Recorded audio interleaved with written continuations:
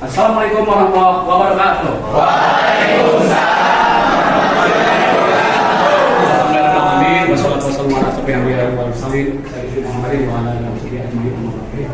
Alhamdulillah kita panjatkan puji syukur kepada Allah karena kita bisa bertemu kembali. Kemudian kita juga bisa memenuhi kewajiban kita sebagai mahasiswa untuk menuntut ilmu. Mudah-mudahan semuanya dalam keadaan sehat walafiat. Kita doakan yang sakit atau yang punya permasalahan diberikan solusi dari angkat penyakit yang oleh Allah Subhanahu wa taala. Rekan-rekan mahasiswa, dalam kesempatan ini perkenalkan ya, saya Awa Esos MM. Saya adalah seorang dosen yang mengampu mata kuliah yang akan kita kaji hari ini, yaitu mata kuliah Bisnis UMKM dan Koperasi. Saya tinggal di Karawang, kemudian saya mengampu beberapa mata kuliah. Salah satunya adalah Bisnis UMKM dan Koperasi. Saya juga punya pengalaman sebagai HRD Manager 20 tahun di industri. Kemudian saya juga punya pengalaman dari mulai pengurus dan pengawas koperasi selama 10 tahun di beberapa daerah di Jawa Barat khususnya. Jadi mudah-mudahan pengalaman ini bisa kita sharing-sharing khususnya tentang koperasi, karena bagaimanapun koperasi juga merupakan salah satu bidang atau aspek yang sekarang ini mungkin sedang tren ya. Sebelumnya saya sampaikan tentang RPS ya. Jadi RPS ini adalah rencana pembelajaran semester, di mana di dalamnya memuat tentang pembahasan apa saja yang akan kita lalui selama satu semester ini. Kemudian metodenya dan kriteria penilaian selama kita melakukan perkuliahan. Nah, ini di RPS ini ada beberapa pertemuan ya. Yang jelas pertemuan kita adalah pertemuan 1 sampai 7, kemudian UTS, kemudian setelah UTS pertemuan 7 juga. Kemudian terakhir UAS. Jadi kalau secara pertemuan ada 16 pertemuan, secara materi ada 14 materi. Ditambah UTS UAS sehingga total pertemuan kita menjadi 16 kali pertemuan. Gitu ya. Kemudian bahasanya apa saja? Berdasarkan CPL ini dan CPMK bahwa selain kita mendapatkan pengetahuan juga mendapatkan skill ya, karena nanti ada beberapa studi kasus, itu kita juga praktek mengkaji fenomena koperasi yang zaman sekarang tren atau sedang in. Kemudian ditambah juga adalah attitude atau perilaku gitu ya. Jadi bagaimana kita menjadi seorang mahasiswa yang memiliki integritas ya atau kejujuran dan lain sebagainya. Kemudian materi kita ini ada 2 metode. Yang pertama ceramah dan diskusi, dan yang kedua adalah nanti presentasi atau diskusi kelompok gitu ya. Nah, di sini saya sampaikan bahwa materi itu ada 14. 7 materi sebelum UTS dan 7 materi setelah UTS sampai UAS. Nah, dari mulai konsep UMKM, peran penting dan kontribusi UMKM, manajemen bisnis UMKM sampai akhirnya UMKM dan syariah. Setelah itu kita UTS, kemudian setelah UTS konsep koperasi, terus sampai akhirnya pertemuan terakhir adalah koperasi syariah dan ditutup dengan UAS. Adapun kriteria penilaian dalam RPS ini perlu diperhatikan rekan-rekan mahasiswa bahwa yang pertama adalah aktivitas partisipatif. Ini ada dua aspek. Pertama kehadiran dan kedua keaktifan dalam perkuliahan. Jadi saudara diharapkan hadir ya dan aktif. Aktif itu ya berarti sering bertanya, terus juga aktif dalam kehadiran, jangan terlambat gitu ya. Kemudian jangan pulang sebelum waktunya, kecuali yang punya ujur alasan seperti sakit. Kemudian pembuatan makalah, presentasi, diskusi kelompok ini adalah aspek project sebesar 30%. Kemudian kognitif, tugas ada 10%, kuis 10%, UTS dan UAS masing-masing 15%. Inilah yang akan kita lalui ya, dari mulai materi, kemudian metode, sampai akhirnya kriteria penilaian.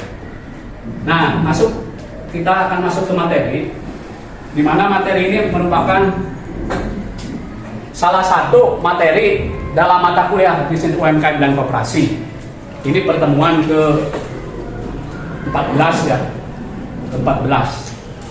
Nah, jadi tema mata kuliah kita bisnis UMKM dan koperasi untuk pertemuan hari ini adalah digitalisasi bisnis dan koperasi. Mungkin sudah pernah dengar ya digitalisasi ya? Sudah ya? Koperasi sudah pernah dengar koperasi atau melihat koperasi yang ada di tetangga atau di desa atau di tempat kita? Sudah pernah lihat ya koperasi ya? Jadi koperasi itu ada yang paling terkenal koperasi simpan pinjam. Kemudian ada lagi koperasi unit usaha atau serba usaha yang seperti toko gitu ya, minimarket yang punya koperasi, ada tulisannya koperasi gitu ya. Nah, dalam kesempatan ini kita bahas tentang digitalisasi. Kira-kira digitalisasi itu berhubungan dengan apa? Ya, teknologi, kemudian handphone, boleh ya. Terus apa lagi? Internet. Apa? Kata kunci ya, boleh ya. Internet termasuk juga platform ya, website dan lain sebagainya itu ya. Jadi banyak sekali yang berhubungan dengan digitalisasi. Sedangkan pengertian koperasi, ingat bahwa koperasi itu dipayungi oleh badan hukum. Dalam hal ini undang-undang.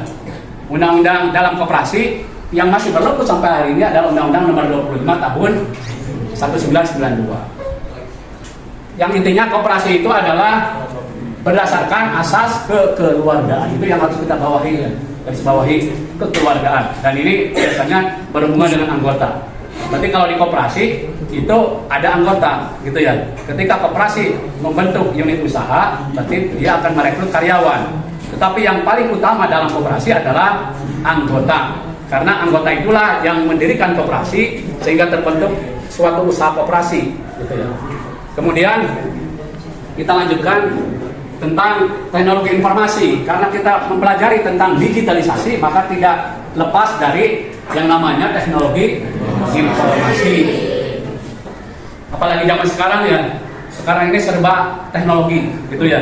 Tidak ada orang, hampir tidak ada orang yang tidak punya handphone. Hampir tidak ada orang yang nggak punya aplikasi seperti WhatsApp gitu ya, Facebook atau YouTube. Semua serba digitalisasi dan itu berhubungan dengan teknologi informasi. Jadi teknologi informasi ini adalah bagaimana dia menggabungkan antara hardware, software, useware gitu ya. Kalau kita lihat di handphone kita juga ya, handphone apapun mereknya pasti ada hardware, ada software. Begitu juga laptop, komputer ya pasti ada hardware, ada software, ada useware.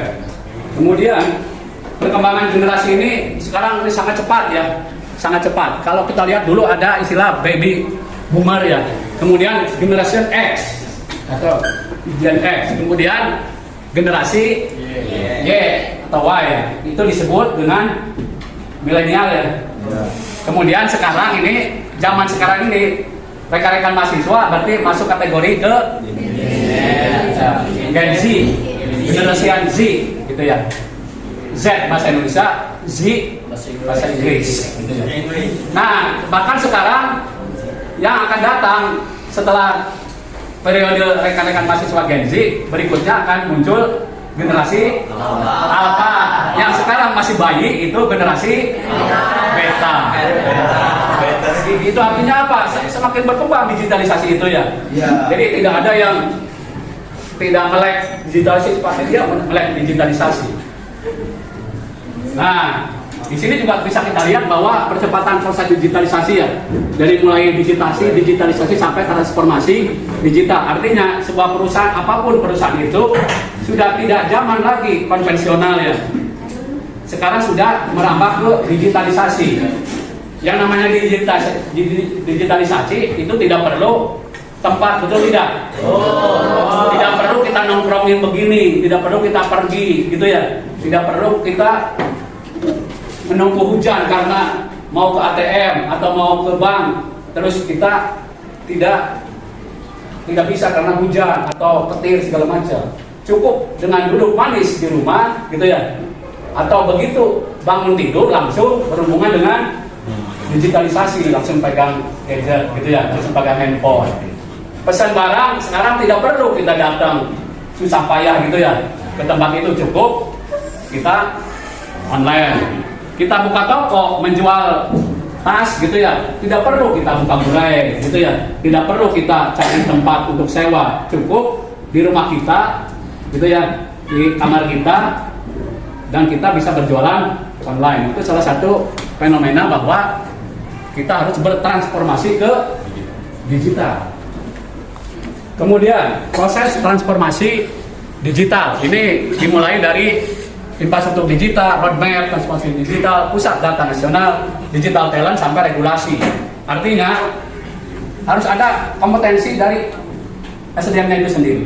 Kemudian akan terkait dengan regulasi dari pemerintah. Makanya sekarang ini sudah muncul undang-undang tentang ITE dan lain sebagainya yang berhubungan dengan digitalisasi.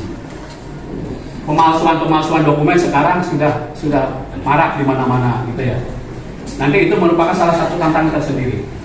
Kemudian implementasi, nah kita lihat penyelesaian aspek hukum, penyelesaian aspek keuangan, keanggotaan ya, sampai akhirnya e-commerce. Nah e-commerce ini sudah maju, artinya dalam penjualan pun bisa ke online gitu ya. Platform e-commerce ini ada marketplace ya, ada platform aplikasi gitu ya. Marketplace itu seperti Shopee, yang terkenal itu Shopee ya. Kemudian Tokopedia, Bukalapak, Lazada, dan juga Blibli. Ya. Kalau aplikasi sosial media seperti apa? Facebook ya.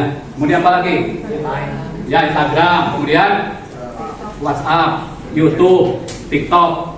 TikTok juga sekarang ada TikTok Live segala macam ya. Nah itu adalah e-commerce yang bisa kita manfaatkan. Nah ada penyelesaian aspek hukum. Kemudian penyelesaian tes keanggotaan, ini keterangannya ya, bisa nanti kita bahas. Nah, kita langsung ke, nah ini, ya. Jadi interkoneksi dalam transformasi digital adalah bagaimana kita mengintegrasikan teknologi ini pada anggota. Koperasi itu ada koperasi simpan pinjam, koperasi serba usaha. Nah ini akan bekerja sama dengan komunitas UMKM. Jadi barang-barang yang ada di toko koperasi tadi itu merupakan produksi dari para UMKM atau komunitas, sehingga mereka menjadi seorang entrepreneur atau yang entrepreneur atau new entrepreneur. Kemudian barangnya dijual oleh koperasi sehingga UMKM tersebut mendapat keuntungan, koperasi juga mendapat keuntungan, dan masyarakat luas, ibu-ibu rumah tangga atau masyarakat luas, bapak-bapak segala macam yang tidak punya pekerjaan pun dia bisa memproduksi, menghasilkan barang gitu ya, yang akhirnya disuplai ke koperasi. Nah, oleh koperasi dijual produk tersebut melalui digitalisasi, gitu ya, berbasis tadi sosial media dan juga yang e-commerce tadi ya, dan juga marketplace, sehingga barang itu lebih mudah dikenal dan dipesan, seperti diiklankan di Shopee gitu ya, atau di IG, YouTube dan lain sebagainya. Nah, ini implementasi ya, bagaimana membangun sendiri dan adanya aplikasi. Nah sampai sini ya daftar pusakan ini, dan saatnya kita diskusi. Mungkin dalam sesi diskusi ini kalau ada yang bertanya ya silakan ya, jangan malu dan ragu. Kalau nanti bisa saya jawab, akan saya jawab ya. Tapi kalau saya tidak bisa menjawab atau kurang sempurna, bisa saya lempar ke audiens lagi ya, silakan. Kalau ada yang mau bertanya silakan. Kanan, kiri, nggak boleh. Mohon sebutkan nama dan pertanyaannya. Mohon lebih simpel. Perkenalkan, nama saya Anissa Nusabila. Bertanya, apa saja kendala yang dihadapi koperasi saat beralih ke sistem digital? Ya, terima kasih ya. Pertanyaan dari saudari Anissa ya.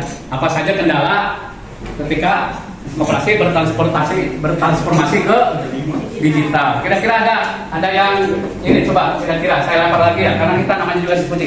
Kira-kira apa kata kunci kendala yang pertama? Yang pertama yaitu apa? Ya, ada yang bisa memberikan pendapat. Kendala yang pertama apa? Kira-kira yang paling umum. Ada. Yang pertama itu biasanya modal ya, betul tidak?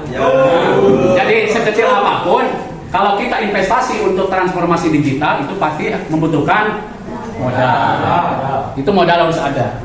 Artinya berarti kalau bicara handphonenya harus yang canggih. Kalau bicara video, kamera gitu ya. Kalau bicara laptop juga, laptopnya ya harus yang compatible gitu ya. Bicara PC segala macam. Kalau kita memiliki internet, berarti akses internetnya harus bagus gitu ya, KPPS-nya tinggi. Kalau kita bicara WiFi juga harus bagus. Kemudian juga kalau kita membuat platform juga harus ya mengeluarkan tenaga, pikiran, sama mungkin kita ada tenaga kerjanya. Jadi untuk membuat platform digital itu membutuhkan modal, kelemahnya begitu. Tetapi jangan khawatir, ada beberapa platform digital yang tidak perlu modal yang banyak ya. Seperti Shopee itu gratis sudah itu. Gratis, kita bisa menjadi reseller, segala macam gitu ya. Jadi kalau platform digital tadi sama sosial media itu cenderung gratis. Paling yang perlu kita adakan yang berhubungan dengan modal, spek HP ya, paling spek PC gitu ya. Kemudian jaringan internet itu. Tetapi jangan khawatir, dengan investasi sekian maka itu akan lebih menguntungkan sehingga hasil akhirnya jauh lebih menguntungkan. Itu tidak begitu ya? Nah, itu yang pertama. Yang kedua, segi SDM. Intinya adalah bahwa dengan bertransformasi ke digitalisasi yang tadinya konvensional, si karyawan itu atau si anggota itu, si SDM itu harus di training, betul tidak? Iya, di training. Berarti seperti ibu-ibu rumah tangga yang tadinya jualan langsung gitu ya, keripik gitu ya, atau jualan langsung pakaian, dengan bekerja sama dengan koperasi akhirnya dibuatlah platform digital gitu ya. Dia harus dilatih tuh gitu ya, bikin Shopee, kemudian mempromosikan keripiknya itu sama pakaian untuk disuplai ke koperasi. Akhirnya ada yang belanja langsung ke koperasi tapi akan lebih banyak berbelanja secara online gitu ya. Jadi dari Papua sekalipun bisa pesan pakaian atau keripik ibu-ibu itu melalui platform Shopee yang kerjasama dengan koperasi. Nah berarti harus ada tuh training untuk meningkatkan kompetensi SDM itu. Kemudian yang ketiga, keamanan jaringan atau keamanan infrastruktur teknologi, betul tidak? Itu ya, karena dengan adanya digitalisasi maka data-data customer itu pasti harus di-input, dan itu kalau tidak menggunakan sistem yang baik maka bisa bocor gitu ya, seperti data KTP gitu ya, kartu keluarga.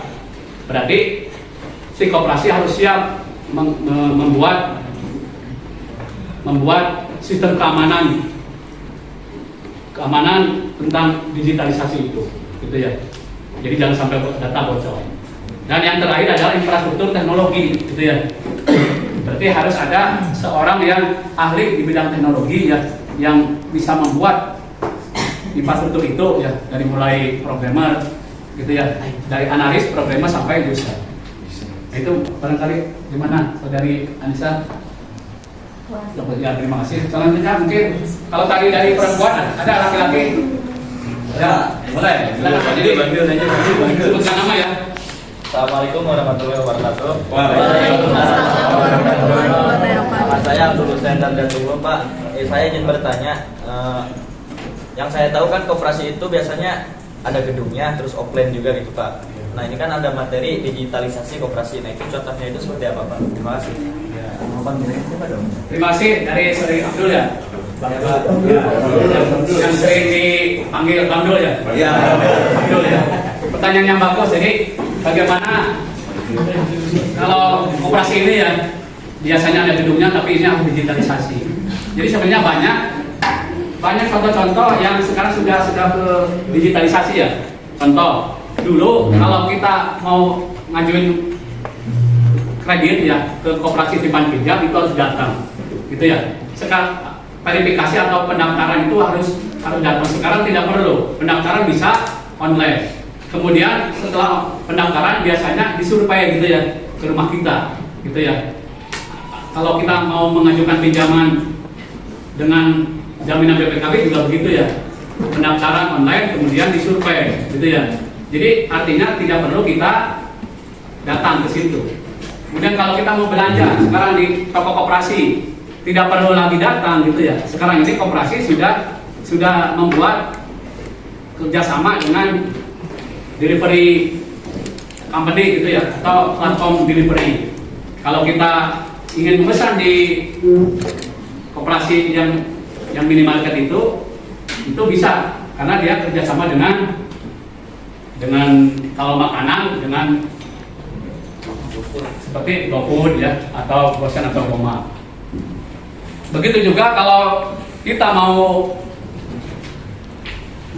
menyetor ya, membayar segala macam juga sekarang tidak perlu langsung datang gitu ya, tapi cukup transfer atau bisa pakai pembayaran apa yang sekarang e-wallet, QRIS ya, atau apalagi Dana ya, transfer OVO gitu ya.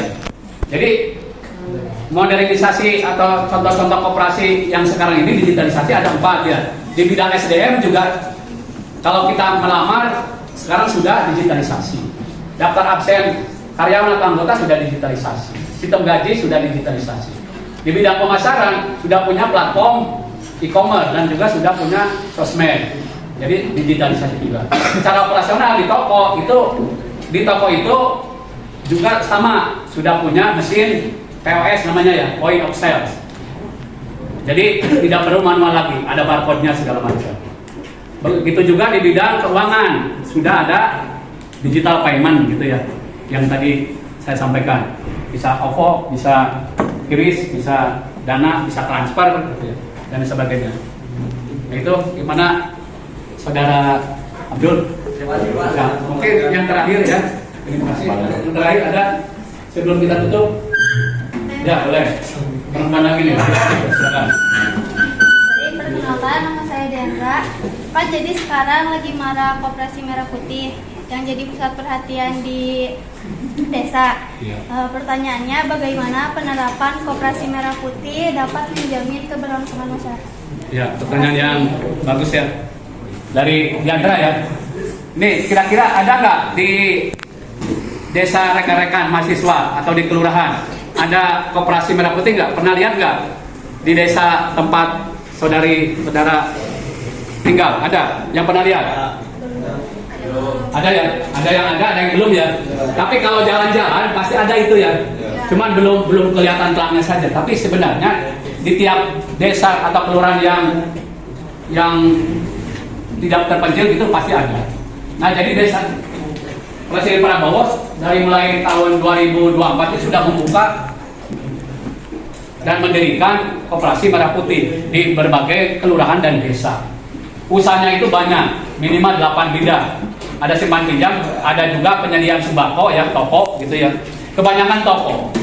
Seperti di Cianjur, pernah saya juga survei ada, gitu ya. Di Karawang, di Bogor, di mana-mana banyak. Nah, jadi Koperasi Merah Putih juga sekarang sudah menerapkan digitalisasi. Seperti apa? Seperti belanja pun tidak manual, tetapi pakai mesin kasir ya.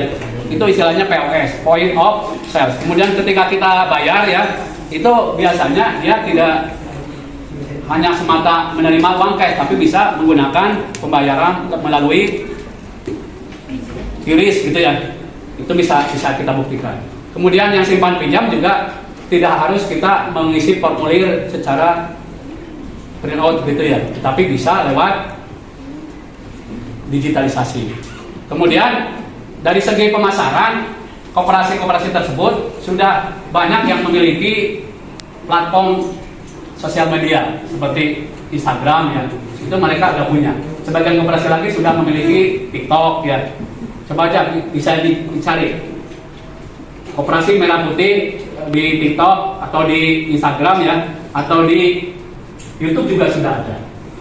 Kemudian kalau kita belanja juga di Koperasi Merah Putih seperti di Shopee gitu ya, itu juga sudah ada. Jadi sekarang ini sudah ada akun-akun baik di sosial media maupun di platform marketplace tadi, sudah username-nya Koperasi Merah Putih. Misalkan Koperasi Merah Putih Sirna Gali di Bogor ya, yang di Jonggol. itu sudah punya tuh, gitu ya, platform media sosialnya. Itu adalah kumpulan dari beberapa petani, gitu ya. Nah, berarti si koperasi itu adalah menampung seluruh petani, akhirnya memproduksi bahan pangan lokal, gitu ya, yang akan dijual lagi. Berarti para petani sebagai produsen, kemudian koperasi sebagai supplier atau mendirikan toko, gitu ya. Itu merah putih, gitu ya. Ada lagi sekarang yang sedang hangat, seperti di koperasi merah putih di daerah Cianjur. Itu ada koperasi merah putih, dia pertama buka toko sembako, kedua dia adalah supplier bahan baku untuk SPPJ, ya, gitu ya. Jadi dia itu menampung seluruh sayuran dan buah-buah seperti jeruk, tomat, segala macam itu ya, sayur, ikan, daging, telur, semua dia tampung, kemudian dia bersihkan, gitu ya, dia rapihkan, dan akhirnya di packaging dengan baik. Itulah ya tugas mereka, koperasi itu ya, koperasi desa, namanya koperasi desa merah putih ya. Itu hasil dari itu mereka supply ke SPPG. Tentunya SPPG memiliki standar sendiri, misalkan brokoli atau kacang itu ya, telur, terus semua daging, telur, semua itu harus memenuhi standar SPPG. Dan koperasi desa merah putih di daerah Cianjur itu dia mengelola bahan baku itu sebagai supplier. Nah, berarti bisa dibayangkan, jadi supplier pun perantara antara produsen petani dengan SPPG itu juga menguntungkan. Menguntungkan tidak itu begitu? Menguntungkan ya. Koperasi si petani untung karena barangnya dibeli, koperasi juga dapat untung karena dia packaging, gitu ya, sortir, quality controlnya dia terapkan, dan si SPPG juga mendapatkan barang bahan baku yang berkualitas terjamin, gitu ya. SPPG juga untung, siswa sekolah yang menerima MBG itu juga diuntungkan karena gratis. Itulah contoh-contoh yang sekarang marak. Nah, secara digital juga pelaporan mereka, transaksi mereka tidak dilakukan manual, tetapi melalui digitalisasi, gitu ya, laporannya tidak manual. Jadi ada WhatsApp bisnisnya, gitu ya, ada juga tentang Instagram dan sebagainya. Inilah rekan-rekan mahasiswa yang bisa saya sampaikan. Kalau tidak ada pertanyaan, mudah-mudahan bisa menjawab ya. Saya minta maaf kalau banyak kekurangan dan kelemahan ya, karena saya juga manusia biasa yang mungkin saya hanya menang di umur saja, gitu ya. Jadi mudah-mudahan bermanfaat, sukses bagi kita semua. Amin. Dan kita selalu sukses, dan mudah-mudahan rekan-rekan mahasiswa tepat waktu untuk kelulusan dari Universitas Juanda ini, gitu ya. Dan nilainya bagus, kumlot, itu semua ya. Dan mudah-mudahan kita bisa sukses, akhirnya mendapatkan pekerjaan dengan mudah dan menjadi manusia yang sukses, baik di dunia dan di akhirat. Demikianlah, saya minta maaf kalau ada khilafah dan kesalahan. Saya juga mengucapkan terima kasih kepada rekan-rekan mahasiswa, dan marilah kita tutup dengan baca hamdalah bersama-sama. Demikianlah saya Hari. Wassalamualaikum warahmatullahi wabarakatuh.